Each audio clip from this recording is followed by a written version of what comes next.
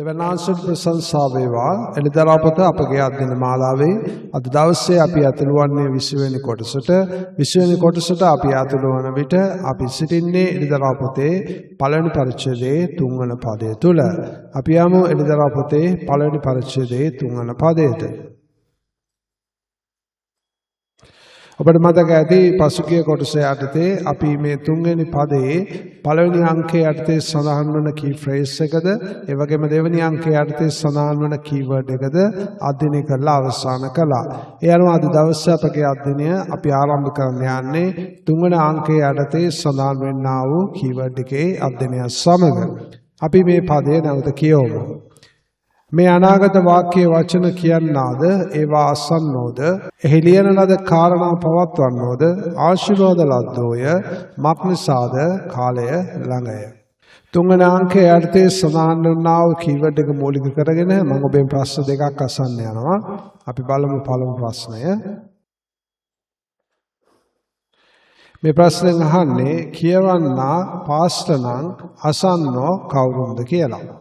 කියවන්නා pastor නැත්නම් සභාපාලක නම් අසන්නෝ කවුද කියලායි මේ ප්‍රශ්නෙන් අහන්නේ. දැන් පසුගිය යටතේ අධ්‍යයනයේදී මම ඔබට දීර්ඝ වශයෙන් කතා කළා මෙන්න මේ කියවන්නා ගැන. එහෙම නැත්නම් මේ අනාගත වාක්‍යයේ වචන උගන්වන්නා ගැන මම පසුගිය යටතේ ඔබට දීර්ඝ වශයෙන් කතා කළා. දැන් මම නැවත ඔබට ඒ කාරණා මතක් කර දෙන්න කාලය ගන්න යන්නේ නැහැ. දැන් මේ ප්‍රශ්නේ අහන්නේ කියවන්නා පාස්ටර් නම් අසන්නෝ කවුද කියලා. නමුත් මම ඔබට පෙන්නවා සැබවින්ම කියවන්නා මේ අනාගත වාක්‍ය වචනේ මත උගන්වන්නා කිසි විටක පාස්ටර් වෙන්න බෑ කියලා. නමුත් පොදු ඉගැන්වීම තුළ මේ කියන්නා අඳුරගෙන තිබෙන්නේ පාස්ටර් හැටියට, සභාපාලක හැටියට. දැන් මේ ප්‍රශ්නෙන් අහන්නේ එසේනම් අසන්නෝ කවුරුද? දැන් මගේ ප්‍රේමසස්වල පැහැදිලිවම මේ ගැන්වීමට අනුව අසන්නෝ කියන්නේ සභාවේ සියලුම ඇදිරිවන්තයන් සහ අනෙකුත් නායකයන් පාස්ටර් යටතේ සිටින. ඒ කියන්නේ දැන් අපි පාස්ටර් කියවම ඒ කියන්නේ සභාපාලක ඔහු තමයි ප්‍රධාන වශයෙන් සභාව රැගෙන යන්නේ. එතකොට ඔහු යටතේ යම්කිසි නායකත්වයක් තිබෙනවා. එතකොට මේ නායකයොත් ඇතුළුව අනෙකුත් මුළු සභාව අපිට අසන්නෝ හැටියට සලකන්න පුළුවන් ඒ ගැන්වීමට අනුව. දෙවන ආන්සර් ප්‍රශංසා වේවා.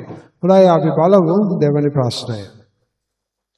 මේ ප්‍රශ්නයෙන් අහන්නේ කියවන්නා අනාගත වක්තෘ නම් අසන්නෝ කවුරුන්ද කියලා. දැන් මගේ ප්‍රේමසස්වර මේ අනාගත වාක්‍යයේ වචන කියන්න එහෙම නැත්නම් මේ අනාගත වාක්‍යයේ වචන උගන්වන්න මම ඔබට කිව්වා එළිදරව් එකේ සඳහන් වන 16ක් වෙන්න ඕන කියලා.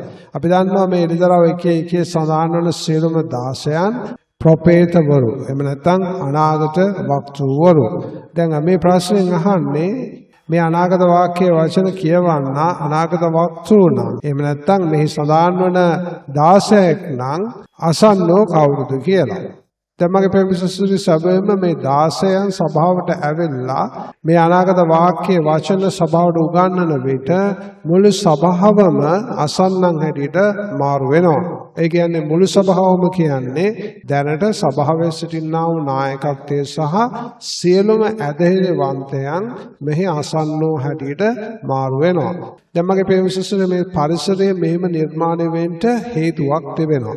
දැන් ලෝකයේ අවසානයේ මේ 16 සභාවට පැමිණෙන විට ඔවුන් කරන්නා වූ ක්‍රියාවන් දෙකක් තිබෙනවා මූලික වශයෙන්. පළවෙනි එක තමයි ඔවුන් සභාව තුලට පළමු සතවර්ෂයේ අපොස්තලවරුන්ගේ ඉගැන්වීම සුදාත්මන වංශය කර්ණ කොටගෙන ස්ථාපිත කරමින් ඔවුන් මුළු සභාව එක්සේසත් කරනවා එක ඉගැන්වීමක් තුල. ඊට අමතරව ඔවුන් මුළු ලෝකයටම සුභාරංචිය දේශනා කරනවා. දැන් මේ ගෝලීය වශයෙන් වන්නා මේ සුවිශේෂී සුභාරංචිය ගැන ක්‍රිස්තුස් වහන්සේ උන්වහන්සේගේ අපොස්තලවරුන්ට එළිදරව් කරලා තිබෙනවා ඔලිව කන්දේදී. මම කතා කරන්නේ ඔලිව කන්දේදී ක්‍රිස්තුස් වහන්සේ දුන්නු එළිදරව් කිරීම ගැන.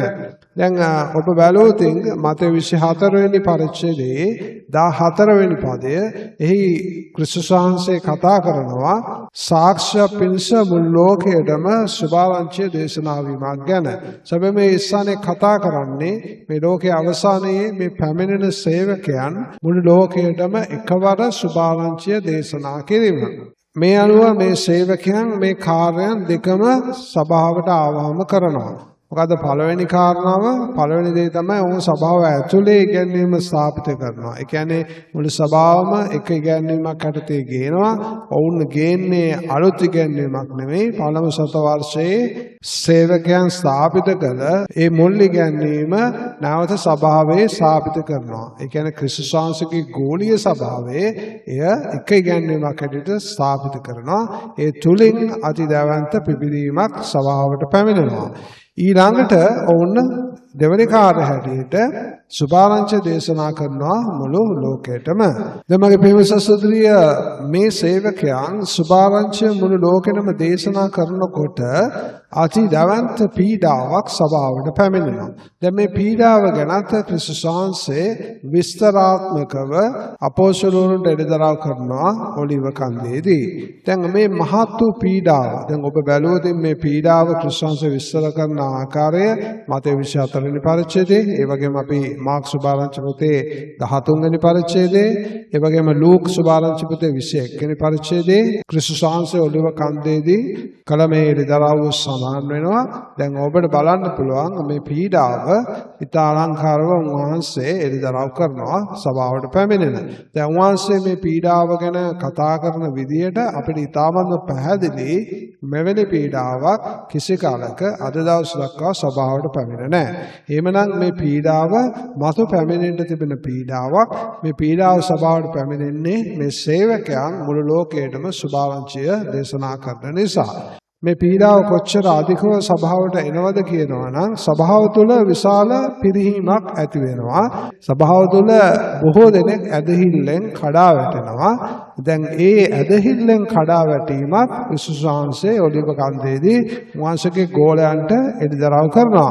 දැන් මේ ඇදහිල්ලෙන් කඩා වැටීම ගැන ඔබට මතක ඇති පෞල්තුමා කතා කරනවා දෙවනි තෙසලෝනික පොතේ. අපි ගියොතින් දෙවනි තෙසලෝනික දෙවනි පරිච්ඡේදයේ 3 වෙනි පදයට අපි මේ පදේ කියවමු. කිසිවෙකුට කිසිසේත් නුඹලා රවටන්ට ඉඩ නාරින්න මක්නිසාද ඇදහිල්ලෙන් වැටී යාමත් විනාශයේ පුත්‍රයා වන පාපේ පුත්‍රයා එළිදරව් වීමත් පළමුවෙන් වුණොත් මිස ඒක නොපැමිණෙන්නේය. දැන් මේ ස්ථානයේ පෞල්තුමා කතා කරන්නේ ක්‍රිස්තුස් වහන්සේගේ පැමිණීම ගැන. ඒ කියන්නේ සභාව ඔසවා ගන්න ක්‍රිස්තුස් වහන්සේගේ පැමිණීම ගැන තමයි මේ ස්ථානයේ පෞල්තුමා කතා කරන්නේ. එතකොට දැන් පෞල්තුමා කියන්නේ මේ පැමිණීමට කලින් සිදුවීම් දෙකක් තිබෙනවා සිද්ධවන්න. ඊට කලින් ක්‍රිස්තුස් වහන්සේගේ ඔසවා ගැනීම සිද්ධ වෙන්නේ නැහැ. දැන් මොනවාද මේ සිදුවීම් දෙක? පළවෙනි සිදුවීම තමයි ඇදහිල්ලෙන් වැටී යාම. මෙන්න මේ ඇදහිල්ලෙන් වැටී යාම සිදුවන්නේ මගේ ප්‍රේමයේ සහෝදරයේ සභාවට පීඩාව පැමිණීම නිසා. සභාවට පීඩාව පැමිණෙන්නේ ඇයි? මේ සේවකයන් මුළු ලෝකෙටම සුවාරංචිය දේශනා කිරීම නිසා. ඊළඟට පැමිණෙන ලකුණ තමයි විනාශයේ පුත්‍රයා වන පාපේ මනුෂ්‍යයාට දරව් වීම. දැන් මේ ස්ථානයේ කතා කරන්නේ අන්තක්‍රිස්තු ගැන.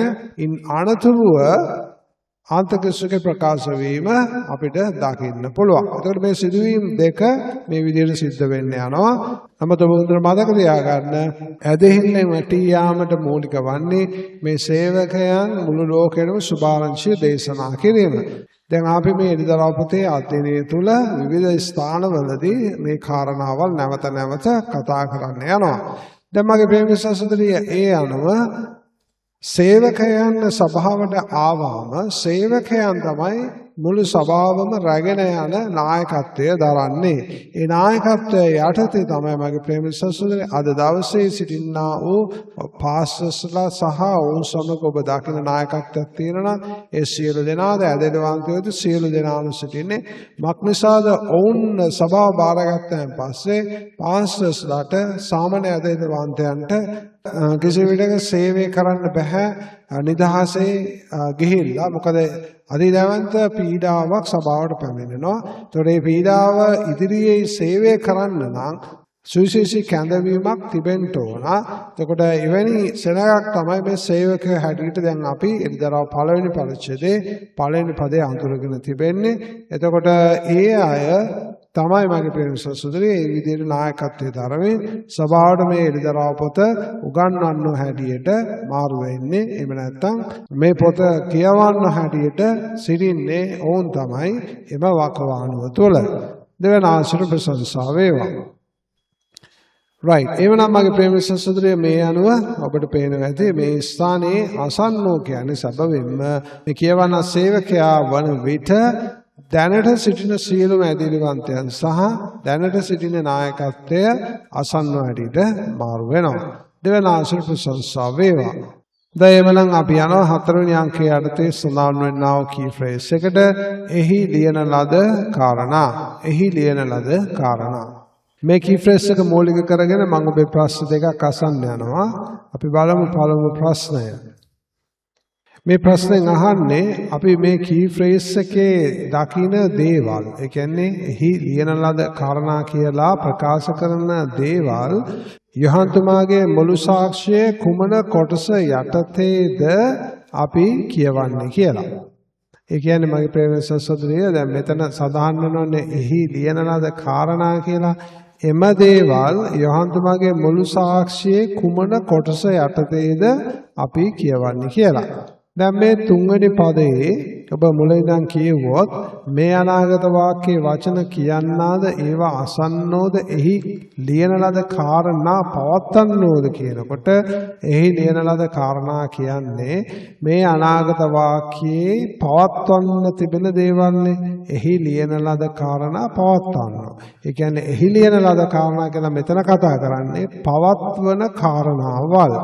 එතකොට දැන් අපි දන්නවා මේ ස්ථානයේ මේ අනාගත වාක්‍යයේ වචන කියලා කියන්නේ යොහන්තුමාගේ මුළු සාක්ෂිය අපි මේ දෙවෙනි පදයේ කියවනවා. දැන් අපි මේ දෙවෙනි පදය අධ්‍යයනය කරනකොට අපි දැක්කා යොහන්තුමාගේ මුළු සාක්ෂිය කොටස් තුනක් යටතේ. මේ කොටස් තුනෙන් පවත්වන මේ ලියන ලද කාරණා තිබෙන්නේ මොන කොටසේද කියලායි අහන්නේ. දැන් මගේ ප්‍රේමසසුරේ මේක ඊටමංග පහසුවෙන් ඔබට උත්තර දෙන්න පුළුවන් ඕ ප්‍රශ්නයක්. ඔබ දන්නවා මෙන්න මේ පළමු කොටස වන දෙවියන් වහන්සේගේ වචනය යන කොටසට තමයි ලියන ලද කාරණා අයත් වන්නේ. ඒ කියන්නේ පවත්වන පිණිස ලියන ලද කාරණා අයත් වන්නේ දෙවියන් වහන්සේගේ වචනය යටතේ. මක්නිසාද දෙවියන් වහන්සේගේ වචනය කියන්නේ අපි එළිදරව් කරගත්තා දෙවියන් වහන්සේගේ ආඥා. ඒව තමයි පවත්වන්න තියෙන්නේ. එමනම් මේ අනාගත වාක්‍ය වචනවල වෙන දෙකකින් කියනවා නම් එළිදරව් පොත තුළ පවත්වන්න තිබෙන කාරණාවල් දෙවියන් වහන්සේගේ වචනය යටතේ තමයි පැමිණෙන්නේ. right අපි යමු දෙවෙනි ප්‍රශ්නෙට. දැන් මේ ප්‍රශ්නෙන් අහන්නේ යොහන්තුමාගේ සාක්ෂිය තුළ පවත්විය යුතු දේවල් කොටස් දෙකකට අපිට බෙදන්න පුළුවන්. ඒ කොටස් දෙක මොකක්ද? ඒක තමයි ප්‍රශ්නය. යොහන්තුමාගේ සාක්ෂිය තුළ පවත්වන්න ඕන දේවල් අපිට බෙදන්න පුළුවන් කොටස් දෙකකට. ඒ කොටස් දෙක මොනවාද? right දැන් මගේ ප්‍රේමසුර මේකත් අපි මේ දෙවියන් වහන්සේගේ වචනය කියන key phrase එක යටතේ කතා කළා. දැන් මම මේ ප්‍රශ්නය මෙතනට ගේන්න හේතුව ඔබගේ මතකයේ නැවත එයට අවදි කරන්න. මම ඔබට කිව්වා එළිදරව් පොත තුල සඳහන් වන පවත්වන්නට ඕන දේවල්. ඒ කියන්නේ දෙවියන් වහන්සේගේ ආඥාවල් හැටියට අපි එළිදරව් පොතේ දකින දේවල් අපිට කොටස් දෙකකට බෙදන්න පුළුවන් කියලා. මොනවාද මේ කොටස් දෙක? පළවෙනි කොටස තමයි සබාව නිරන්තරයෙන්ම පවත්වන්න ඕන වූ කාරණාවල්. දැන් මේ කාරණාවල් අපි මූලික වශයෙන් දකින්නේ එළිදරව් පොතේ දෙවැනි පරිච්ඡේදයේ සහ තුන්වැනි පරිච්ඡේදයේ. මේවා තමයි සභා කාලය තුල සභාව විසින් පවත්වන්න ඕන වූ කාරණාවල්. දෙවෙනි කොටසට වැඩෙන්නේ මගේ ප්‍රේමීය සහෝදරිය සභාව සුවිශේෂී කාල පරිච්ඡේද වලට ඇතුළු වුණාම සභාව පවත්වන්න ඕන වූ දේවල්. දැන් මේදී මම ඔබට උදාහරණ දෙකක් දුන්නා. මම එකක් දුන්නා එළිදරව් පොතේ 18 වෙනි පරිච්ඡේදයෙන් දෙවෙනි පදේ සහ හතරවෙනි පදේ අරගෙන ඒ ස්ථානයේ සෙනගට දෙවනන්සේ කියනවා බබිලෝනියෙන් ඉවතට පැමිණෙන්න කියලා. එතකොට ඒක ආඥාවක්. එය ලෝකයේ අවසානයේදී සභාවට පැමිණෙන ආඥාවක්. ඒ වගේම මම ඔබට තව උදාහරණයක් පෙන්වනවා. එළිදරව් පොතේ 14 වෙනි පරිච්ඡේදයේ 9 වෙනි පදයෙන් ඒ ස්ථානයේ ප්‍රකාශ කරන්නේ මුර්ගයාගේ ලකුණ ගන්නත් එපා. ඒ වගේම මුර්ගයාගේ රූපයට නමස්කාර කරන්නත් එපා. එතකොට ඒකත් ආඥාවක්. සැබවින්ම ඒකත් ලෝකයේ අවසානයේදී ස්වභාව පැවැත්විය යුතු ආඥාවක්. ඒ අනුව මේ දෙවෙනි කොටසට අයත් වන්නේ ස්වභාව ඒ අවසාන කාල පරිච්ඡේද වලට ඇතුළු වුණාන් පසුව පවත්වන්න තිබෙනා වූ සුවිශේෂී ආඥාවන්. දෙවන ආශිර්වාද ප්‍රශංසා වේවා. right එවනම් මගේ ප්‍රේමයේ සසුත්‍රය අපි ඊළඟට යනවා පස්වෙනි පදයේ යටතේ සඳහන් වන්නා වූ කීවර්ඩ් එකට පවත්වන්නෝ මේ කීවර්ඩ් එක මූලික කරගෙන මම ඔබෙන් ප්‍රශ්න තුනක් අසන්න යනවා. අපි බලමු පළමු ප්‍රශ්නය.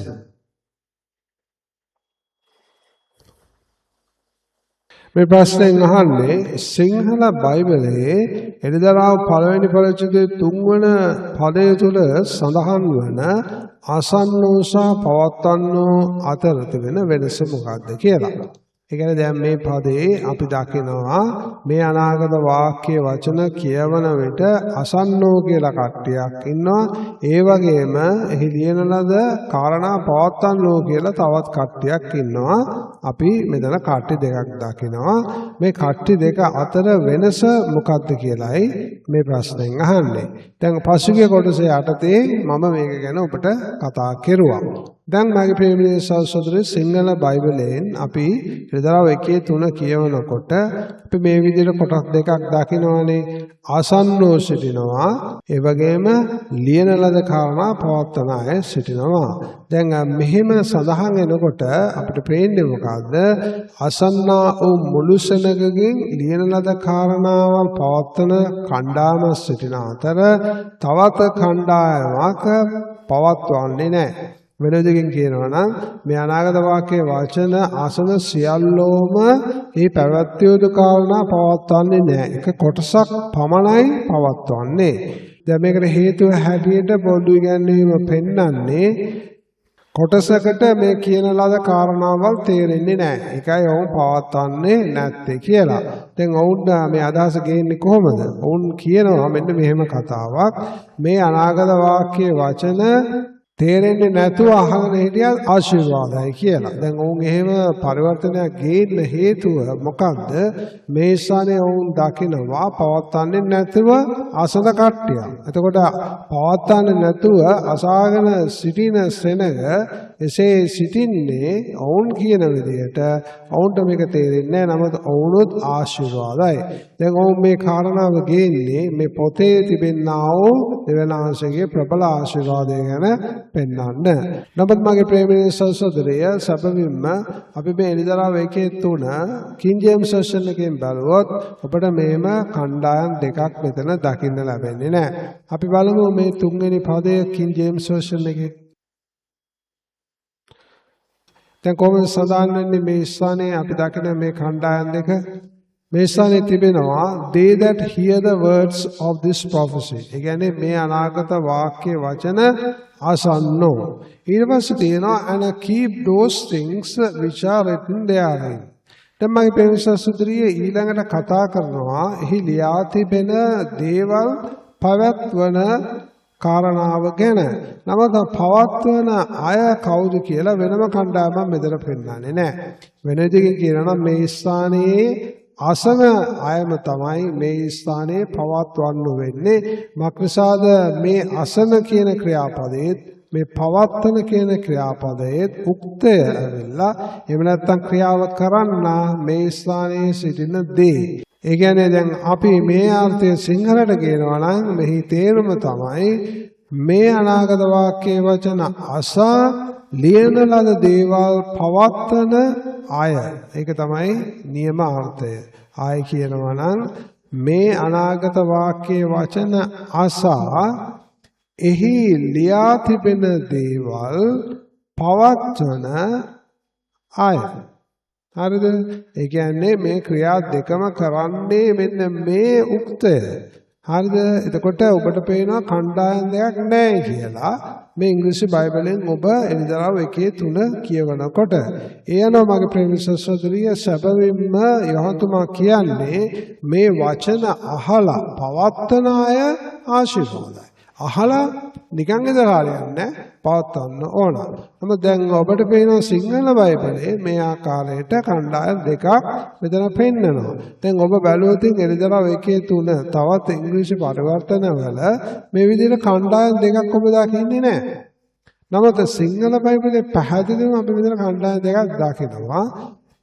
මේ කණ්ඩායම් දෙක අපි මේ විදිහට දකිනකොට තමයි දැන් මේ ප්‍රශ්නේ එන්නේ. ඒ කියන්නේ කොටසක් ඇසුවත් පවත්වන්නේ නැහැ.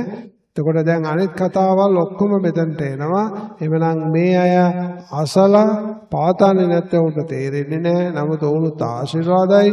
මක්නිසාද මේ පොත ආශිර්වාදලත් පොතක්.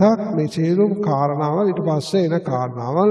නමුත් එහෙම දෙයක් මෙතන සඳහන් වෙන්නේ නැහැ. එමනම් මේ පදේ නියමාර්ථය තමයි මේ අනාගත වාක්‍ය වචන කියන්නාද ඒවා අසා එහි ලියන ලද කාරණා පවත්වන්නෝද ඒවා අසා එහි ලියන ලද දේවල් පවත්වන්නෝද ආශිර්වාද ලද්දෝය. ඒක තමයි මගේ ප්‍රේමසසුදුරි මෙහි නියමාර්ථය වෙන්න ඕනේ. right. ඊළඟට අපි බලන්න යනවා ඊළඟ ප්‍රශ්නය. දෙවන ප්‍රශ්නය. මේ ප්‍රශ්නේ අහන්නේ කියවන්නා පවත්වන්න අවශ්‍යයි කියලා සඳහන් වෙන්නේ ඇයි කියලා.